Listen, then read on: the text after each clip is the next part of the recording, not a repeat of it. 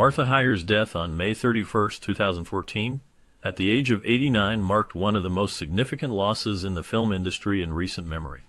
She was a remarkable actress who left behind a legacy of diverse roles, each showcasing her exceptional talent and poise. Throughout her career, she captivated audiences with her performances, bringing both charm and depth to the characters she portrayed. From the early days of her career, she quickly rose to fame, becoming a prominent figure in Hollywood. With numerous films under her belt, she established herself as a household name, admired not only for her acting but also for her elegance. Her contributions to cinema continue to be remembered, and her influence remains evident even years after her passing.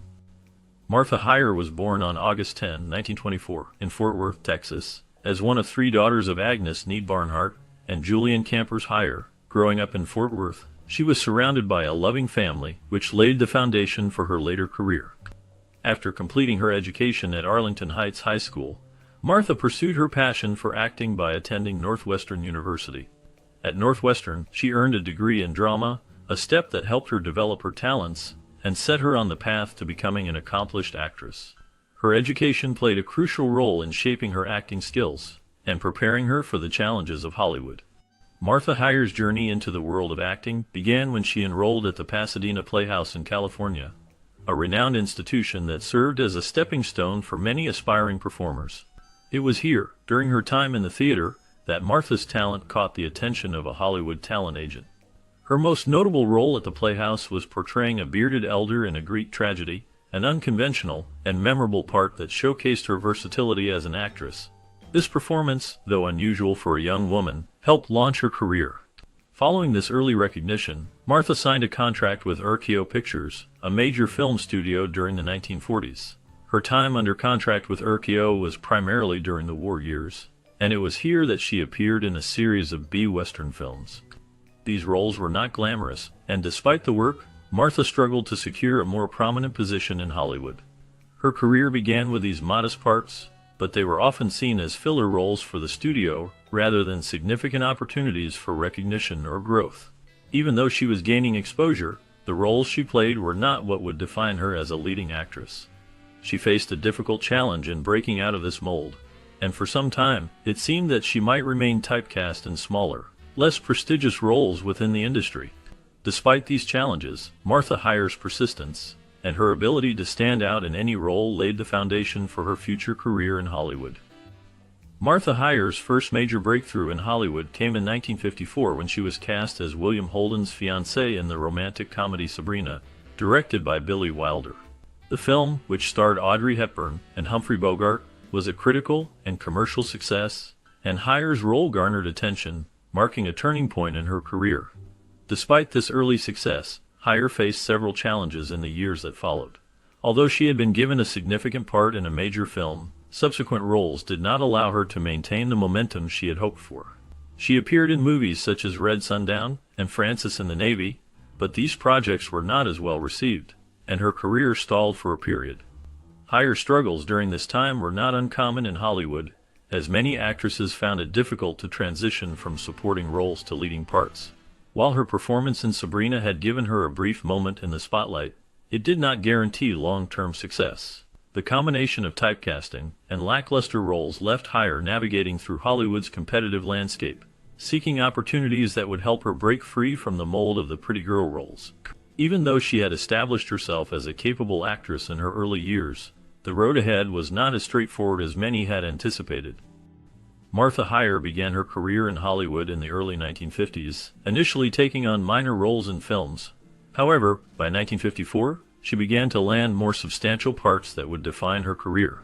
She starred in several important movies during this period, including Down Three Dark Streets, a film noir that showcased her ability to bring depth to a variety of characters. In 1956, she appeared in Showdown at Abilene, a western that further demonstrated her versatility as an actress. Later, she gained significant recognition for her role in Battle Hymn, a film that solidified her place in the Hollywood spotlight. The pinnacle of Martha Hyer's career came in 1958, when she played the role of Gwen French in the film Some Came Running.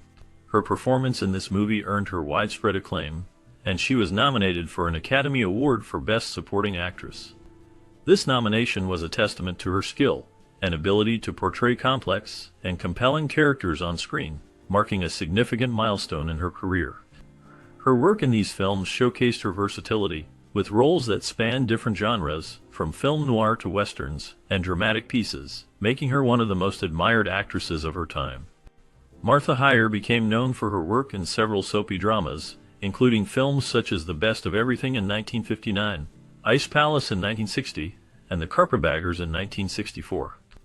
These roles were part of a series of films in which she showcased her talent in melodramatic, emotionally charged stories, which were a popular genre during the late 1950s and 1960s. These movies often dealt with complex relationships, social expectations, and personal dilemmas, all set against glamorous backdrops.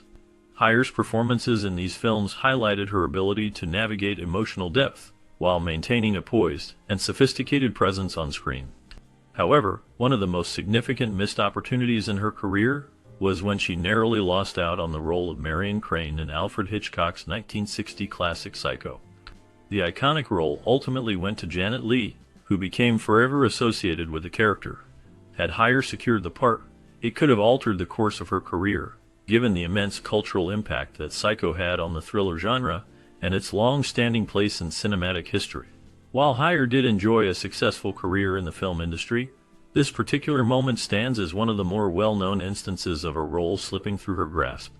Even so, her body of work in soap operas and other films remains an important part of the cinematic landscape of her time.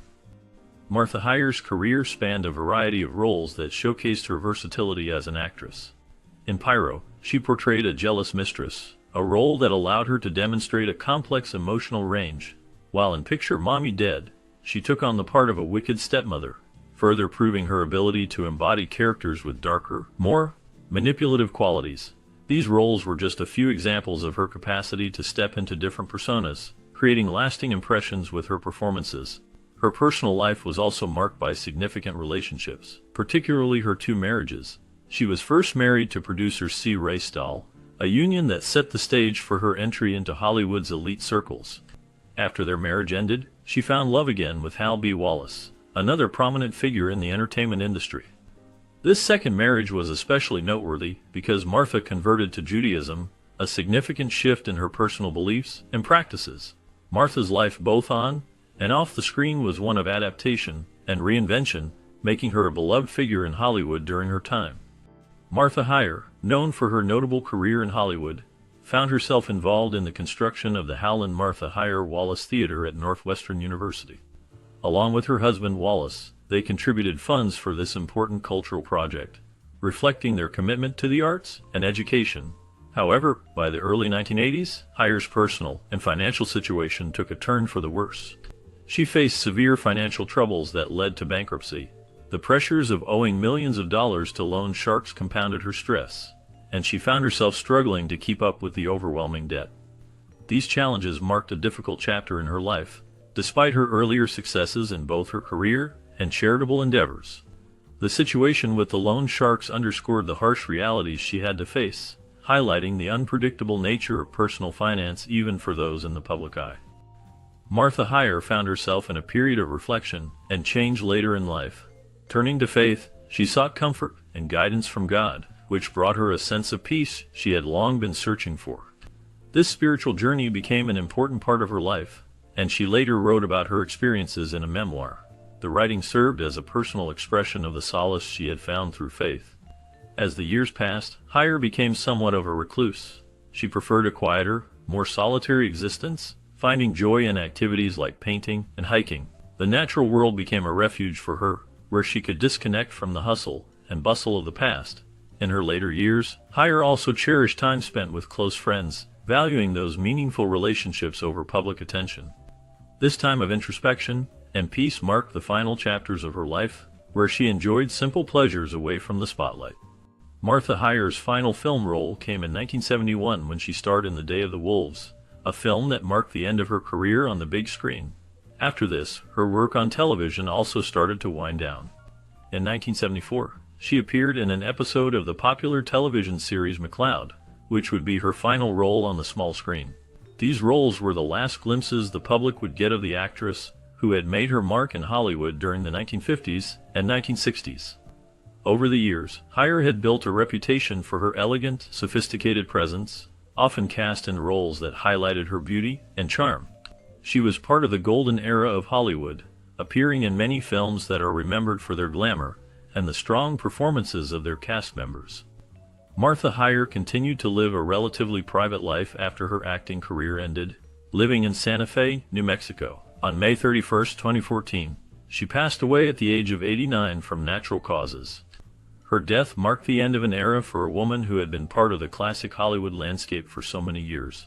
Even though she had long since stepped away from the public eye, her legacy as an actress remained, appreciated by those who had seen her work, and by the new generations who came to discover her through films and television reruns.